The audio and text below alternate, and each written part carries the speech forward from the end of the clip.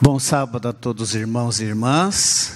Bom sábado aos nossos irmãos e irmãs que estão nos assistindo via internet. Eu tenho aqui uma notícia positiva. Se tudo continuar como estamos indo, provavelmente em outubro já estaremos liberados para voltar normalmente à igreja. Tá? Que Deus conduza a situação nesse mês de setembro, né, que estamos, para que em outubro possamos voltar a ter as nossas reuniões normais. Antes de entrarmos no tema, que é um tema muito significativo, eu tenho mais de 30 anos na igreja e tive experiências positivas e negativas com pequenos grupos. Essas experiências eu vou contar no final, algumas delas.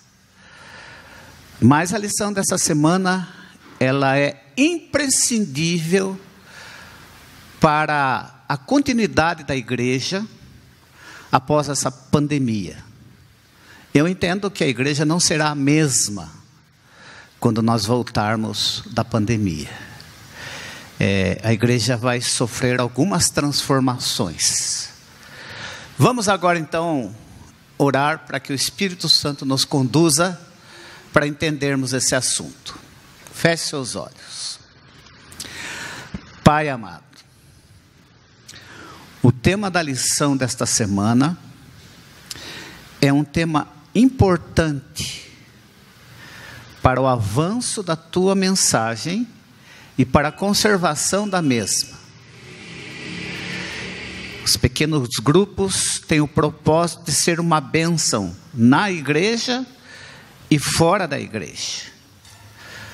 Capacita-nos agora a entendermos aquilo que o pastor Mark Feeling e a comissão da Escola Sabatina da Conferência Geral aprovou, para que nesta semana tiremos lições práticas para cada um de nós e para a vida aqui da nossa igreja, de outras igrejas também. Essas bênçãos nós te pedimos em nome de Jesus. Amém. Muito bem, pequenos grupos. Pequenos grupos é uma ideia divina. Eu quero dizer para vocês que, para nós entendermos como o pequeno grupo funciona, dentro da revelação de Deus, nós temos que entender um pouquinho a respeito do nome de Deus. Deus não é nome próprio, gente. Deus não é nome próprio. Deus é um título. Por exemplo, professora Mara. O nome é Mara, o título é professora. Pastor Carlos, o nome não é pastor, é Carlos, o título é pastor. Assim como nós temos vários deuses, entre os islâmicos, qual que é o nome de Deus? Alá. Entre os hindus, interessante que o hinduísmo tem 3 deuses. Um deles até é nome de cerveja, Brahma. É Brahma, Vishnu e Shiva. São os 3 deuses principais. Entre os asiáticos, há vários deuses. E tem um que é o Deus principal, o Criador. Até entre os nossos índios aqui, nós temos Tupã, que é o principal Deus. Entre os índios lá do Norte América, tem o Manitu. Entre os egípcios, tinha vários deuses, o Deus principal, que era Ra. E assim também o nosso Deus, ele tem nome. A Bíblia usa expressões para definir o nosso Deus. Por exemplo, você vai encontrar o Deus de Abraão, Isaque e Jacó, quer dizer, o Deus da aliança. Você pega lá e encontra o Yahvé, o Eu Sou, que Moisés, como é que é o seu nome? Como é que eu vou falar lá para os egípcios? Quem que me enviou? Você fala, o Eu Sou me enviou. Quer dizer, eu sou completamente diferente dos deuses do Egito. Ele é o Shaddai, todos vocês conhecem, o Todo-Poderoso. Ele é o Yahvé Rahá, que é o Senhor é meu pastor. Ele é o Senhor dos exércitos, Ele é o Deus que vê, e etc, etc. Mas, no livro de Gênesis, quando Moisés começa a descrever a criação, ele usa um nome em hebraico para Deus, Elohim. E quando você vai estudar a etimologia dessa palavra, você percebe que é uma palavra plural, significa mais de um. Então, no início, Elohim criou os céus e a terra. O que Moisés estava querendo dizer para nós? Tudo foi criado envolvendo o nosso Deus, que é mais de um. E quando chega ali na descrição da criação do homem, existe uma concordância verbal entre o verbo e o pronome. Façamos o homem a nossa imagem, façamos nossa. Então, o nosso Deus se revela como uma divindade que se apresenta como Pai, o Filho e o Espírito Santo. Eles atuam de modo integrado. Atuaram de modo integrado na criação do homem e continuam atuando de modo integrado na redenção do homem. O nosso Deus é um Deus que se relaciona. E nós fomos criados à imagem dele, logo fomos criados para nos relacionarmos. Por isso que a família e o sábado são as duas coisas que sobrevivem do Éden. O sábado para a gente se relacionar com Deus de uma forma especial, e a família para a gente se relacionar entre nós.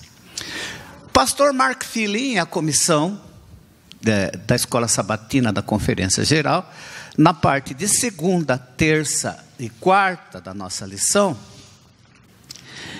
e quinta também, ela desenvolve a teologia dos pequenos grupos. Essa questão dos pequenos grupos realmente funciona? Se você for ali na parte de terça-feira, tem um texto de Ellen White, do livro Testemunho para a Igreja, o último parágrafo, onde ela diz o seguinte: a formação de pequenos grupos, como base de esforço cristão, foi-me apresentado por aquele que não pode errar. Agora, o que Ellen White estava pensando há mais de 100 anos atrás, quando ela escreveu que a formação de pequenos grupos como base de esforço cristão, que foi apresentada por ele, para ela, por Deus, o que ela estava querendo dizer? Vejam, há mais de 100 anos atrás, o mundo era completamente diferente do que é hoje.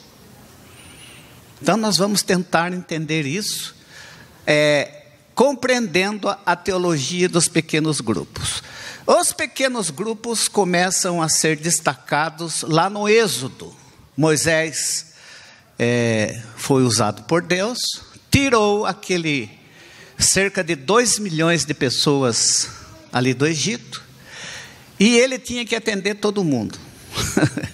Ele estava ficando esgotado, sobrecarregado, estressado. Jetro, o seu sogro, inspirado por Deus, chegou para Moisés e disse: olha, Moisés, você vai se matar assim, não dá para continuar assim. Então ele dá uma orientação: Moisés, escolha, o quê? Homens capazes, tinha que ter essas características, tinha que ser capaz, temente a Deus, digno de confiança e honesto. Tinha que ter essas 4 características. E coloque eles para chefiar grupo de 1.000, 100, 50 e 10. Então os problemas mais simples já resolvem ali.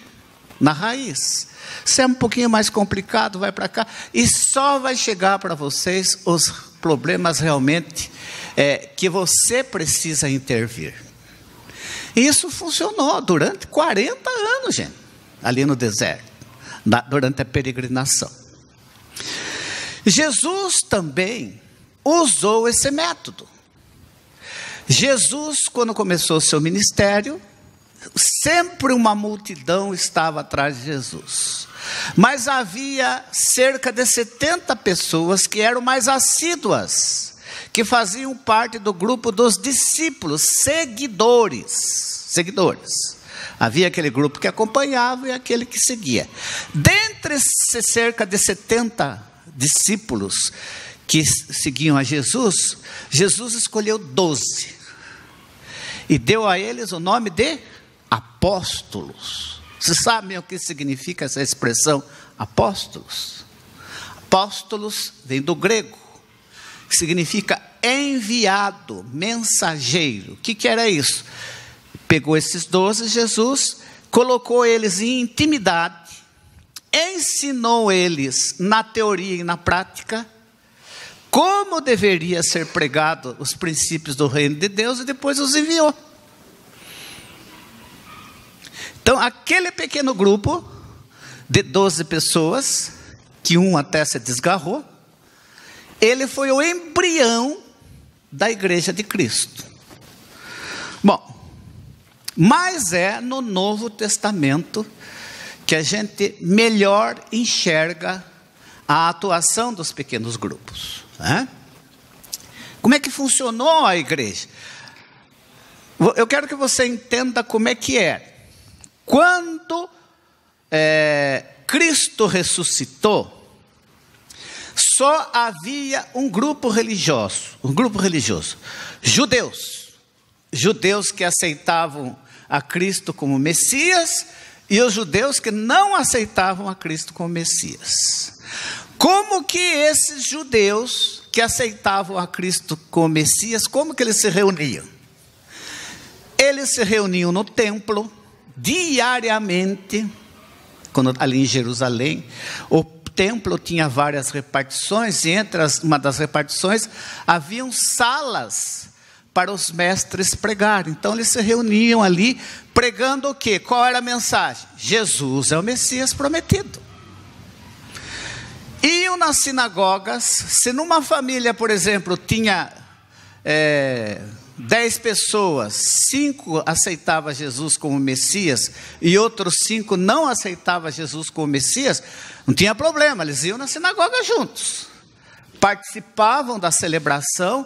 Não havia uma igreja separada, eram judeus que aceitavam a Cristo como Messias e os que não aceitavam a Cristo como Messias. Mas aí os fariseus começaram a fazer uma campanha contra os judeus que aceitavam Jesus como Messias. Eles começaram a caracterizar esse grupo como hereges. Não, se vocês aceitam Jesus como Messias, você não pode fazer parte do nosso povo. E começou a impedir a entrada deles no templo e nas sinagogas. Enquanto isso, Paulo se converte. E na conversão de Paulo, Barnabé o chama até Antioquia. Lá em Antioquia, Paulo e Barnabé fazem um trabalho extraordinário. E ali em Antioquia da Síria, pela primeira vez, aqueles que aceitavam a Jesus como Messias foram chamados de cristãos. Aí começa, de fato, a igreja cristã, ali em Antioquia. Esses grupos que foram impedidos de frequentar as sinagogas e o templo, começaram a se reunir nas casas dos irmãos. Normalmente, esse grupo chegava a 50, não se tem registro na história de um grupo, de uma igreja que tenha mais de 60 pessoas. Quando Paulo escreve a sua epístola para a igreja de Roma, para a igreja de Filipe, para a igreja de Tessalônica, não imagina uma igreja grande, como as Mangueiras. Era um grupo de cerca de 50, 60 pessoas. Era assim que funcionava. As grandes igrejas, a primeira basílica foi construída por Constantino, e aí foi o problema que atrapalhou o desenvolvimento que a igreja cristã havia tendo com essas igrejas onde todos se envolviam. Mas o Novo Testamento mostra de modo muito claro que havia grupos que se reuniam com trabalhos específicos. Por exemplo, em Atos 12, eles se reuniram em pequeno grupo para oração. Havia Herodes, que era uma dinastia e ninguém prestava. Herodes, querendo agradar os judeus, começou a perseguir os cristãos. Mandou matar Tiago, irmão de João, e vendo que isso agradou os judeus, foi lá e mandou prender a Pedro. O que a igreja fez? Se reuniu em pequeno grupo e orou, oração intercessória para que Deus agisse em favor de Pedro. Era um pequeno grupo que se reuniu para quê? Oração. Em Atos 16, nós temos lá descrito que Paulo, Silas e Timóteo foram lá para Filipos e encontraram Lídia. E começaram um pequeno grupo na casa de Lídia, e depois um outro pequeno grupo na casa do carcereiro. E esse pequeno grupo tinha a característica de evangelização. Vocês estão percebendo?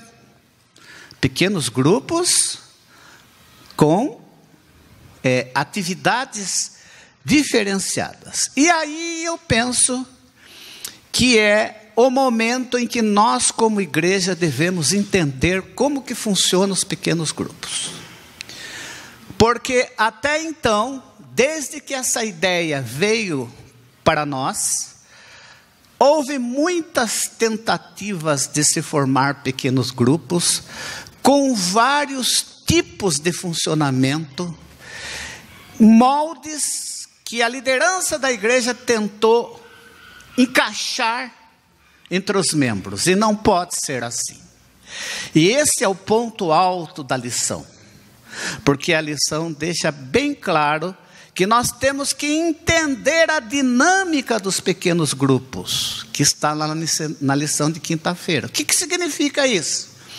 Nós temos que ser cautelosos em tentar fazer com que todos os pequenos grupos sejam iguais. Não são. Por quê? Porque muitos pequenos grupos dependem dos dons espirituais que as pessoas que compõem aquele pequeno grupo têm. Pode ser que esse pequeno grupo seja importante para a evangelização. Pode ser que esse pequeno grupo formado seja importante para a conservação. Veja, a igreja, quando ela começou a ter um crescimento exponencial, houve necessidade de um pequeno grupo interno. Os diáconos. Os diáconos foram formados para atender às necessidades da igreja. Já os apóstolos iam buscar pessoas fora da igreja. Nós estamos vivendo esse período de pandemia. Não pensem vocês que a igreja está morta. Para você que está nos assistindo, para você que está aqui na nave hoje da igreja, muita gente trabalhou durante a semana para que esse culto pudesse ser celebrado, para que essa escola sabatina pudesse ser transmitida e vocês participarem aqui na igreja. Muita gente se envolveu. Grupo de anciãos. Nós temos despesas que temos que pagar para que a igreja funcione, e não está tendo oferta, e a gente tem que procurar recursos, e você tem que ficar acudindo irmãos e irmãs que não podem vir à igreja, que você tem que ir lá fazer uma visita, cuidar, fazer o pastoreio. há muita gente que se envolve na igreja. A igreja, por exemplo, se você estudar a igreja do Novo Testamento, você não encontra o ofício de pastor. Não tem. Eram os anciãos e os diáconos. Os pastores vieram depois para atender uma necessidade da igreja. Anciãos de tempo integral. Portanto, não pensem do pastor que ele é um super-homem, um ser diferente. O pastor é um ancião de tempo integral, que tem problemas, dificuldades, como qualquer membro da igreja. Nós temos que orar pelos nossos pastores. E é por isso que às vezes os pastores também têm crises, porque eles são seres humanos, anciãos de tempo integral. Ele cuida, que a nossa igreja não é congregacionalista, ele cuida do distrito e os anciãos o auxiliam em cada igreja.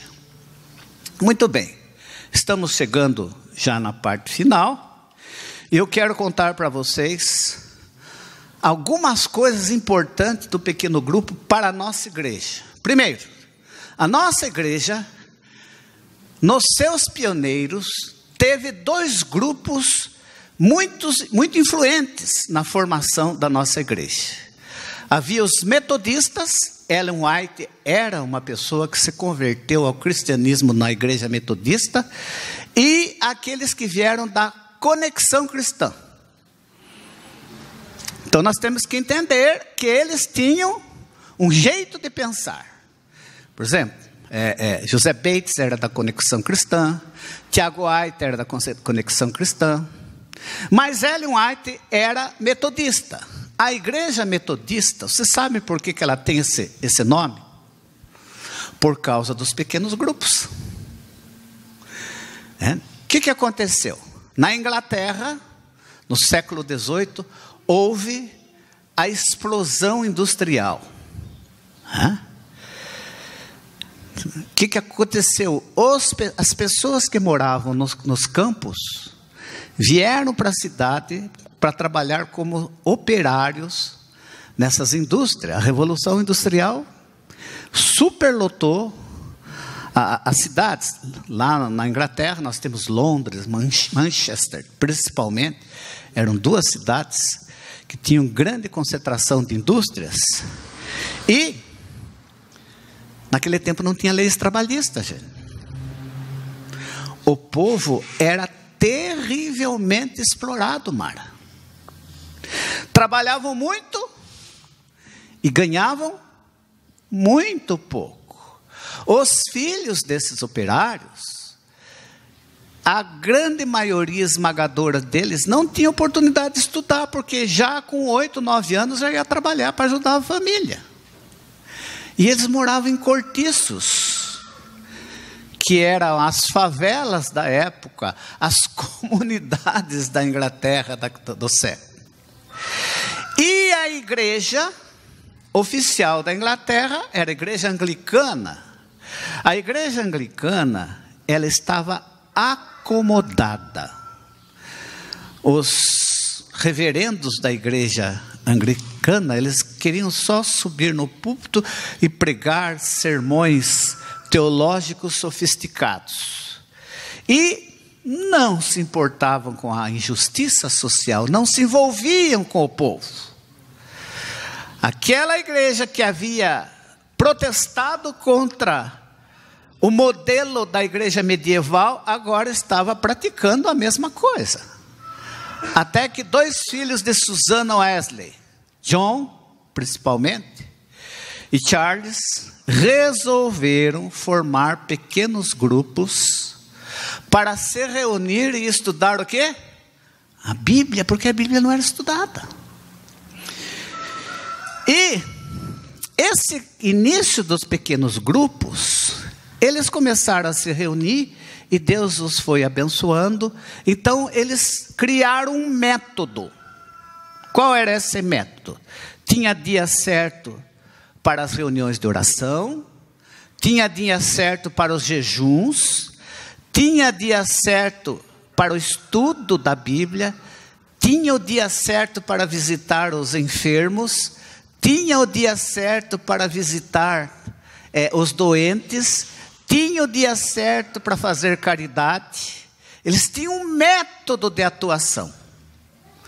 E os anglicanos começaram a ridicularizá-los. Olha, aquele grupo que quer ser santo por método. Os metodistas. E nunca foi interesse desse grupo se separar da igreja anglicana. Eles queriam reavivar a igreja, mas não teve jeito. Aí surgiu a igreja metodista. E a igreja metodista nasceu dos pequenos grupos. E ali também surgiu a escola dominical. O que era a escola dominical? Pequenos grupos que se reuniam para estudar as escrituras. E o que os nossos pioneiros fizeram? Trouxeram esse modelo para a nossa igreja. E surgiu no nosso meio a chamada escola sabatina. O que é a escola sabatina?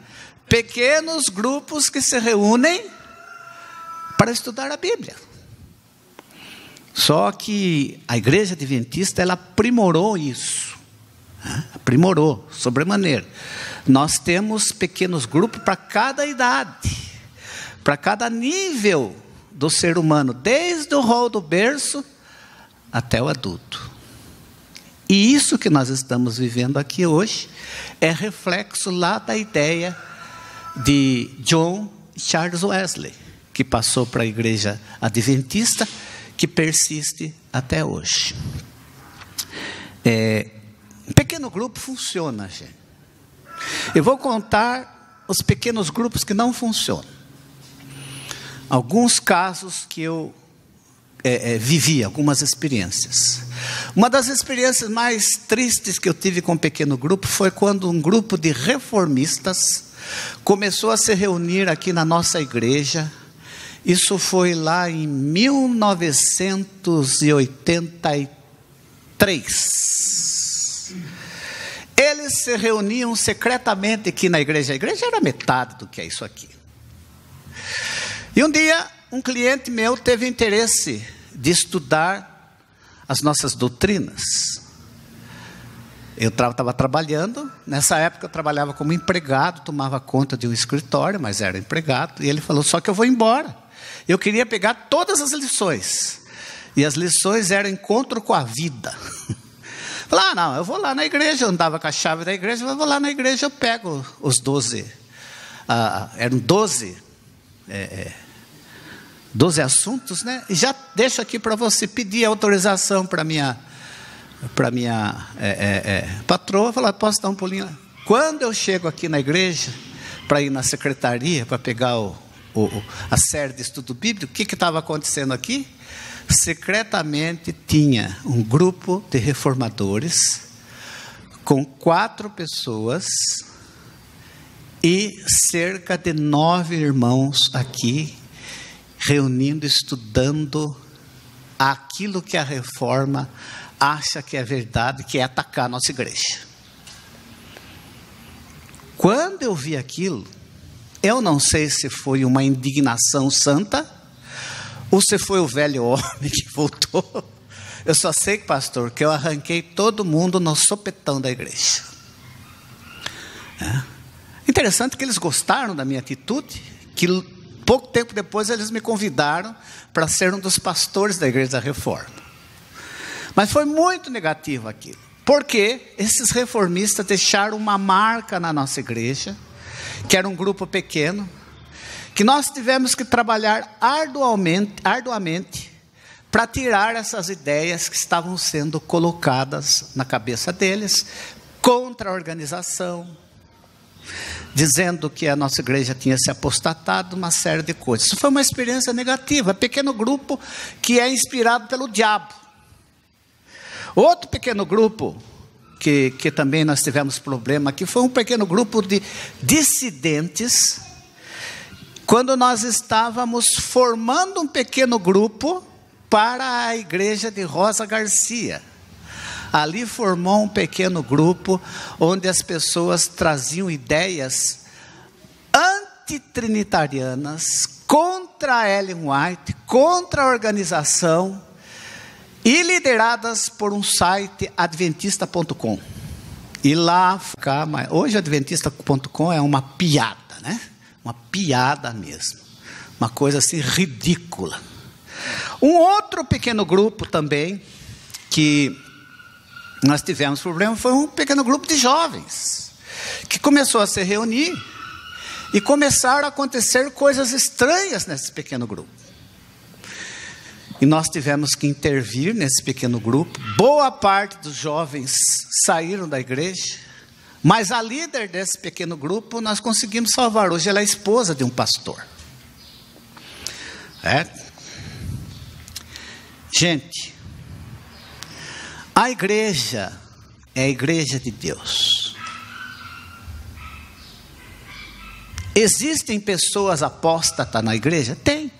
A igreja tem joio e trigo.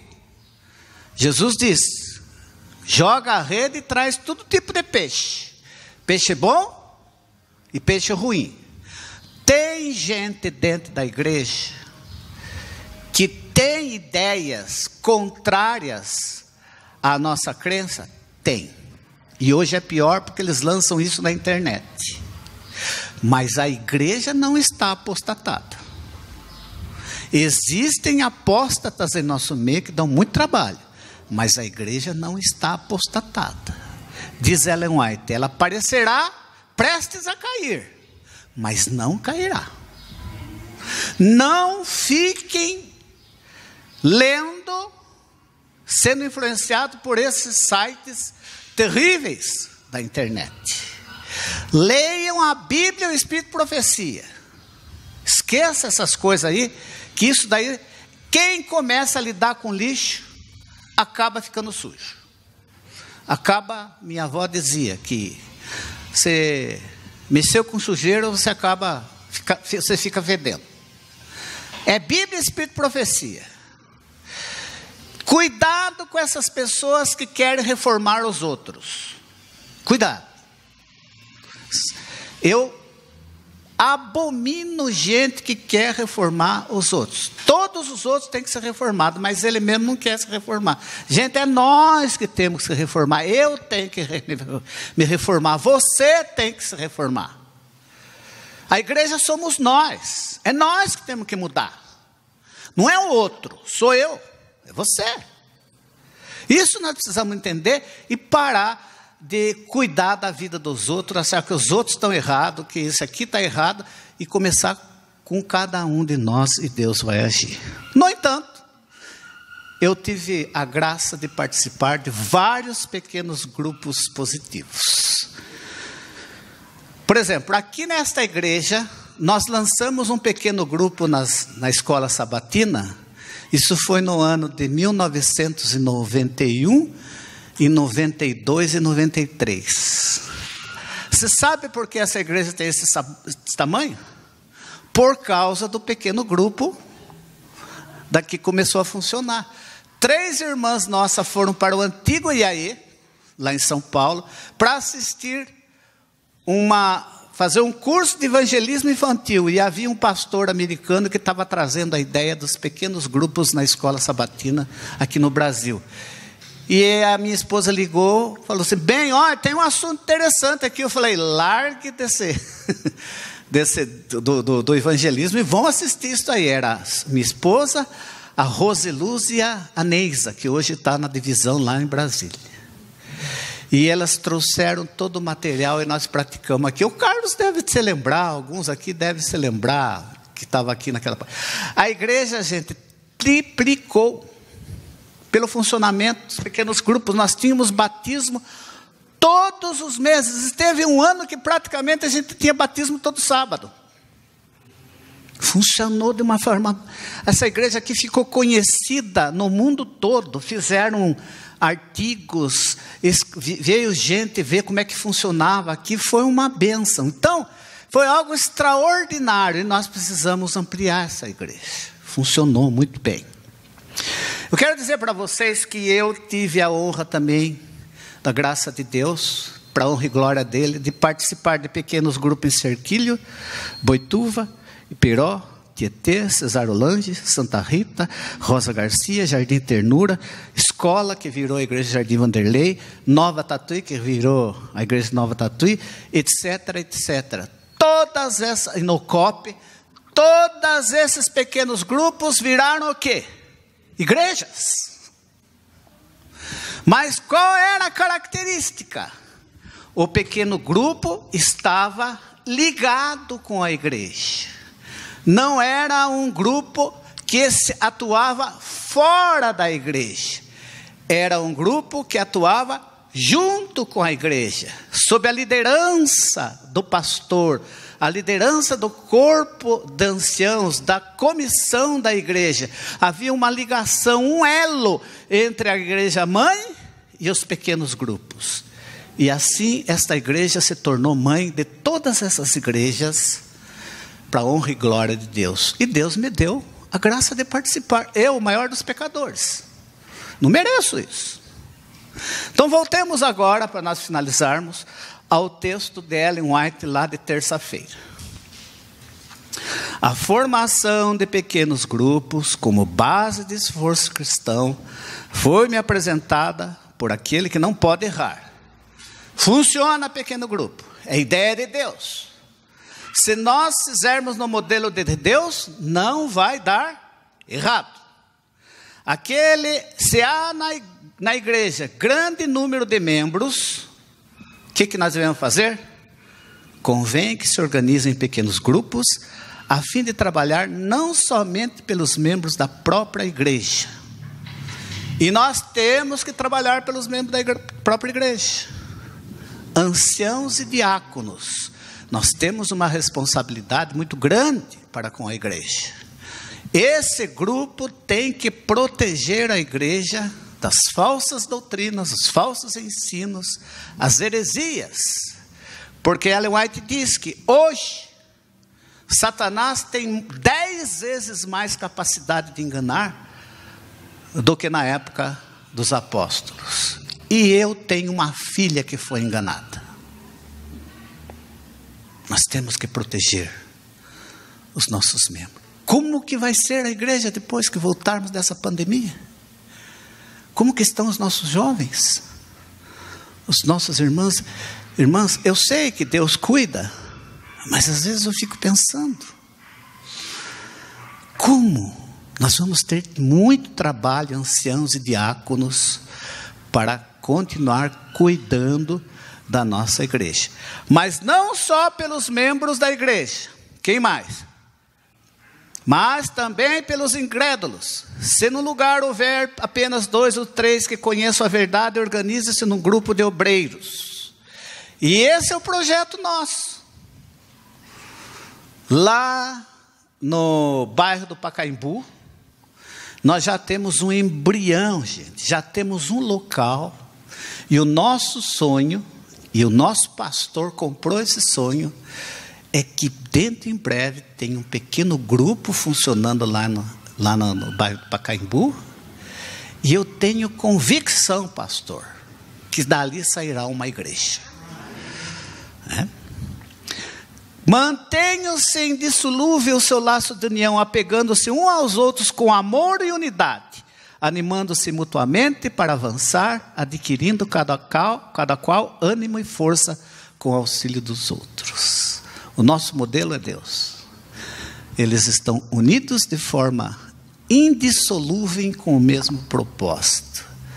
O desafio que nós, como igreja central de Tatuí e todas as demais igrejas do mundo, é seguirmos esse modelo, tentando entender o que Ellen White viu de Deus quando disse que os pequenos grupos não podem falhar. Ela viu alguma coisa, e eu creio que nós como igreja estamos chegando à maturidade de entender como é que funcionam os pequenos grupos. Que Deus nos abençoe, que na escola sabatina, quando ela voltar ao normal, realmente as unidades sejam um pequeno grupo que funcione para a honra e glória de Deus, que fora da nossa igreja isso também aconteça. Próxima lição: compartilhar a história de Jesus.